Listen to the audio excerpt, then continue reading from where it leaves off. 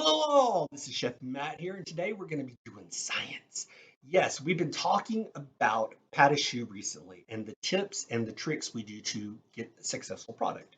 One of the things we keep coming back to and talking about is we want the oven to be hot, very hot when we put the pate choux into the oven. The reason why is this: when we put the product in a very hot oven, the it's going to produce a lot of steam to begin with. It's going to produce more steam than if we put it in a hot oven and then turn the temperature up. So the experiment we're doing is this. I have two pots here on my stove.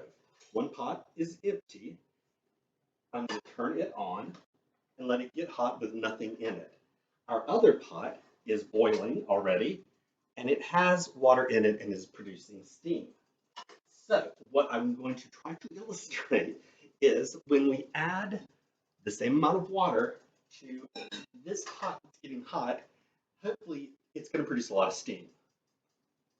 A lot more steam than that is producing right now. So hot oven, oven not so hot that we turn on to bake after we put our pate choux in there. All right, let's talk about other tips and tricks for a successful product. You guys saw the video where I made the paper to pipe the eclairs on. Let's say that you want to pipe the profiteroles instead. You're going to take a piece of paper and you're going to find something that is about 4 centimeters across. Then I'm going to do 4, 5, and then I can do, that's going to help me work faster so that I don't have to, it's going to help me with my spacing and make it nice and neat, okay? And what I found, is 4 centimeters, is an old prescription bottle. So I just put it down, trace around, on and on. All right? Wonderful. Let's talk about getting the holes in the sides of our eclairs to fill them. Now, the first bakery that I worked at after I got out of culinary school, they used a pencil, and not even a mechanical pencil. They just used a pencil with the lead and the eraser on the end. You can use a pencil. It's about the right size and shape, and it's got a nice point on there, but it is a mechanical pencil, and we don't want pieces to fall off inside and have an OSHA violation. So what I did in my bakery was I went to Home Depot and bought wooden dowels. Then I put them in a pencil sharpener and got a nice fine point on it, see? And I could use this to pierce the sides of my eclairs, and then I could fill them with delicious, yummy pastry cream. Let's talk about piping bags. I have access to disposable piping bags. These come on a roll, you tear them off, you use them. You can definitely use these more than once. Here's one I used the other day, and I just wash it out, and after I wash it out, I hang it up to dry so that it will dry out and not get funky. And I can use that a couple of times, especially if I take good care of it. Now, if I don't have a piping bag, I can use a Ziploc bag in an emergency. And what I would do with a Ziploc bag is fold it in half, like so, and then I would tape it, like so. Then I can fill my bag, put my tip in, cut it, fill my bag, and then pipe with it.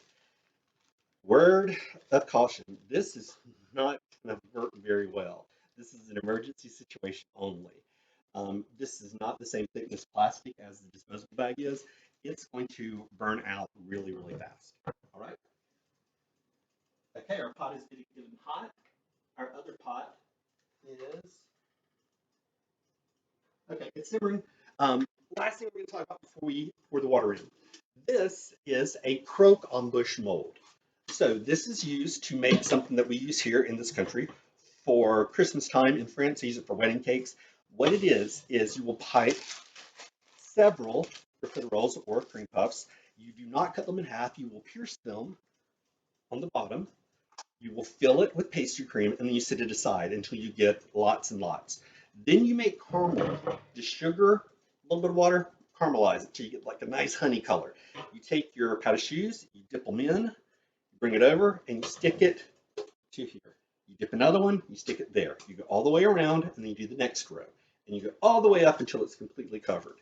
Then you take the cone out, and you put it out at a party, wedding, whatever, and people just grab one and pull it away, like pull-apart rolls. So it's something that's really neat. You don't see it a lot. This was at a culinary school that I worked at. It was closing, and they said I could have it because I thought it was kind of neat. And it's just something interesting. You don't see these all the time. Okay.